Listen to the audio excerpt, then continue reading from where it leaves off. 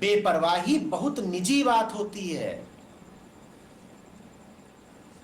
आत्मा के अतिरिक्त और कोई बेपरवाह हो नहीं सकता। मन तो परवाहों का पुतला है, मन तो चिंता का पिंड है। मन कब बेपरवाह हो पाया है? बेपरवाह तो मन तब होता है जब वो आत्मा में बैठ जाए। जब वो मन होना ही छोड़ दे तब बेपरवाही आती है, नहीं तो बात बात में चिंता लगी रहेगी। दूसरों की ओर देखोगे, पूछोगे। बच्चे का दाखिला कराना है किसी स्कूल में, अब 10 जगह फोन घुमा रहे हैं, ये स्कूल ठीक है, नहीं वो स्कूल ठीक है।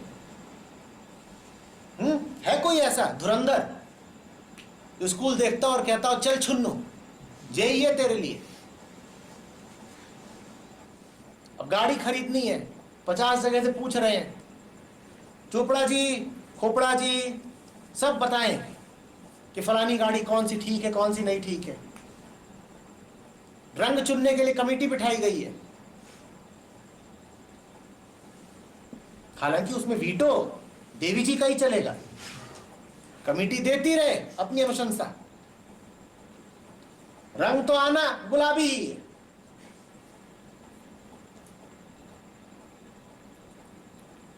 श्रीमान जी मूछ रखेंगे कि नहीं रखेंगे, यह बात भी बेपरवाही से तय होती है कभी। हिम्मत हो पति देवों की तो दाढ़ी रख के दिखा दे, खुली चुनौती। अरे हटाओ तुम सत्य वगैरह, आओ दाढ़ी की बात करें। तुम दाढ़ी रख के दिखा दो, नुच जाएगी दाढ़ी। मैं नहीं कह रहा हूं कटेगी, मैं कह रहा हूं नुचेगी।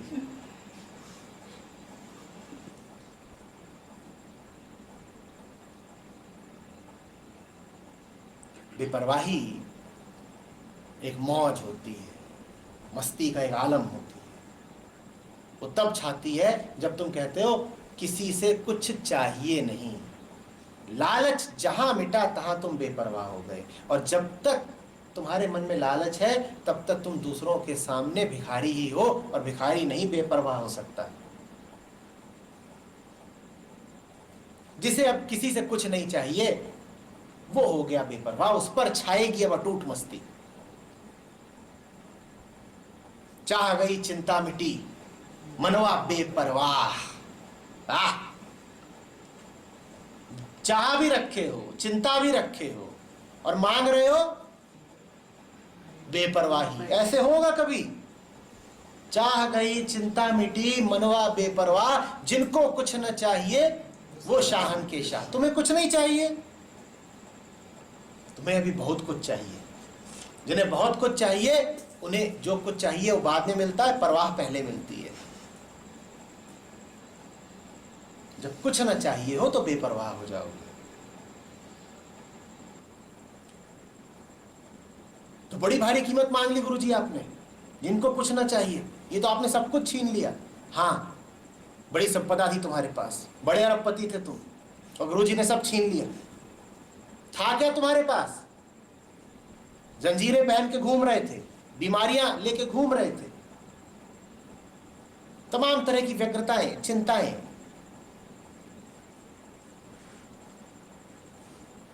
इनको अगर छीन लिया तो बुरा किया क्या?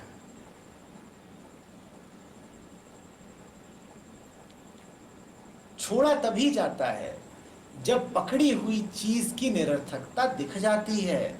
जो पकड़ रखा है उसकी निरर्थकता को देखो तो सही, पर मोह के मारे हुए हो, आदत के मारे हुए हो, समाज के डर के मारे हुए हो। और समस्या यह है कि आदर्श तुम्हें कहीं दिखते नहीं। 5-7 लोग दिख जाए बेपरवाह तो मन को जरा हिम्मत बंधे, उतने भी दिखते नहीं।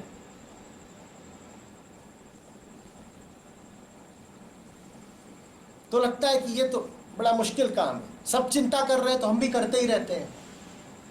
और 10 लोग बैठ के चिंता कर रहे हैं, उनके पास एक बिंदास घूम रहा हो, खुला मस्ती, तो उस पर बड़े लांछन, बड़े अभियोग लगते हैं। तो गैर जिम्मेदार आदमी, तू जीने के काबिल नहीं, तू अभी मर जा।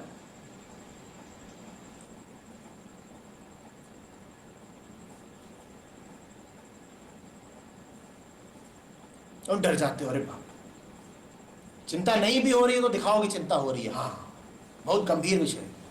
मटरू के 10 में 7 ही नंबर आए।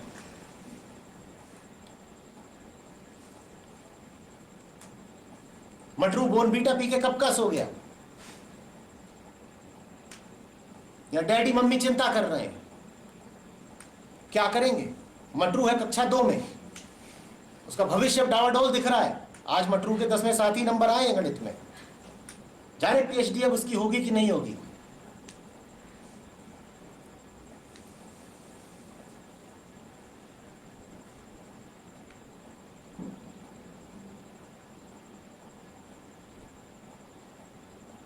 दुनिया में अगर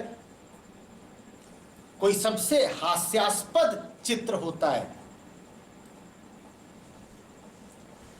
कोई ऐसी छवि होती है जिसको देखते ही ठहाका गूंजे, तो वो होता है चिंतित आदमी का मुंह। चिंतित, आशंकित, गंभीर। इस चित्र को एक ही शीर्षक दिया जा सकता है, चुटकुला।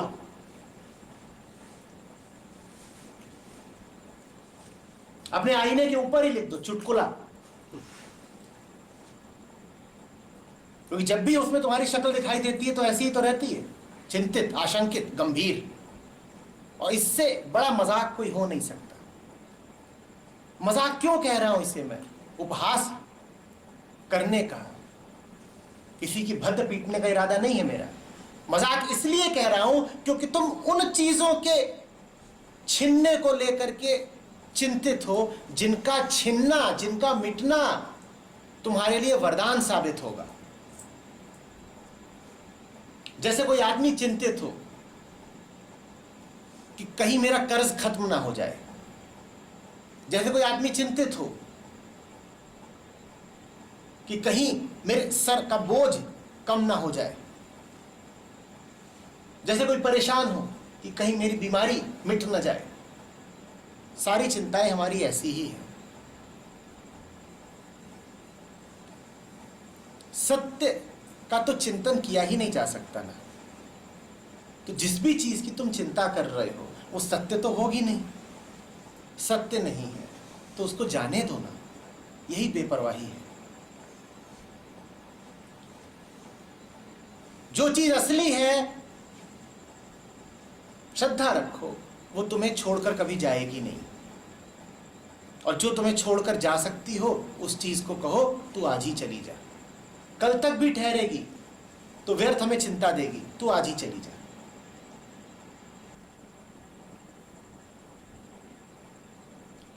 खुदा का आदमी इसी कसौटी पे जिंदगी को कस लेता है।